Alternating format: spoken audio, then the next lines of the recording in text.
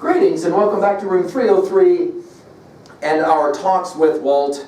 And we now turn to the first section of Leaves of Grass, Inscriptions. Now, again, we're working with the first section of the Leaves of Grass Deathbed Edition. Now, this became really a group title for the first, for the first time as the opening 9 poems of the Leaves of Grass 1871 edition. The present group increased to 24 in 1881. And there was one which was new in that one. Now, again, our assumptions are that you've been following our stuff at LearnStrong.net. Down that left-hand side, our talks with Walt, as we are calling these. We could have called them loafs with Walt as well. My assumption is that you've been hanging with us now for earlier lectures. We've given some introductory lectures. I pretty much am assuming those. Again, we are the stories we tell and retell. We're also the stories we accept and decide to reject.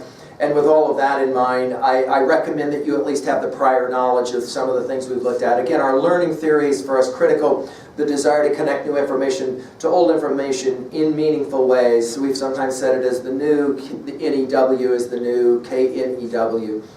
Our annotative approach is also assumed that you're familiar with at level 1 when we read. We're summarizing at level 2A. Themes, messages are to be rhetoric, not what's said, but how it's said. Literary techniques, we might say. At 3A, how can we relate what we're reading to other texts? And finally at 3B, how can we relate it to ourselves? We'll also ask about all of the poems and inscriptions.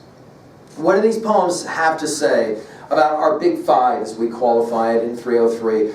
Epistemology, what you can know. Ontology, who you are. Psychology, the study of the individual mind. Sociology, the study of collective mind. And the tension between the two, which was for Whitman such a big deal. We're going to get to a poem where he uses this term en masse to try to explain how he balances the individual versus society. And then finally, of course, the theodicy question.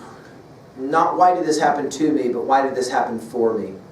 We've already commented, but we'll always remind ourselves in these lectures, we're looking at the 5 P's of Whitman, or perspectives on Whitman. Whitman as person, as poet, as pedagogue, his understandings of learning theory and education. Whitman as politician, and especially his celebration of democracy. And finally, Whitman as philosopher. Everything from the pre-Socratics and Socrates up through Emerson, who was such an influence on his life. Now here, in the Inscriptions chapter and collection section, we're really working with what are often referred to as dedicatory poems. We're working with a preface in some ways.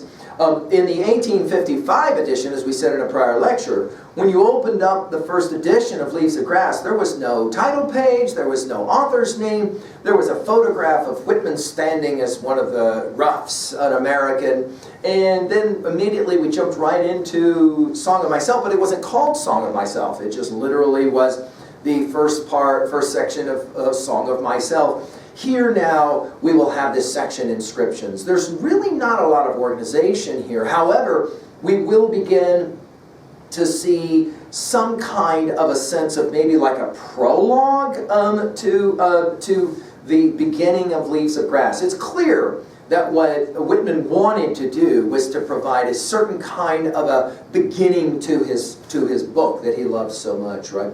Now, some of these poems were first included in other sections of Leaves of Grass, and then they kind of found their way. We'll talk about this as we talk about each individual poem together, right? The Inscriptions order, this has been pointed out by a number of scholars, the Inscription order suggests, however, maybe a kind of natural, we might say, biographical or autobiographical sequence where the early poems in Whitman's life often will deal with issues of youth and, again, pedagogy, learning, and that kind of thing, while the later poems will begin to deal with some of the issues of old age and, of course, soon death to come. And when you look at the 24 poems of Inscription, you might be able to kind of see that as well. However, in the end, what we want to do is just look at each one of these poems, starting with Oneself I Sing, the very first of the poems of Inscriptions, and to deal with them on our own terms and in our own way. So let's turn now to the 24 poems of Inscriptions, and let's enjoy our talks with Walt. Thank you.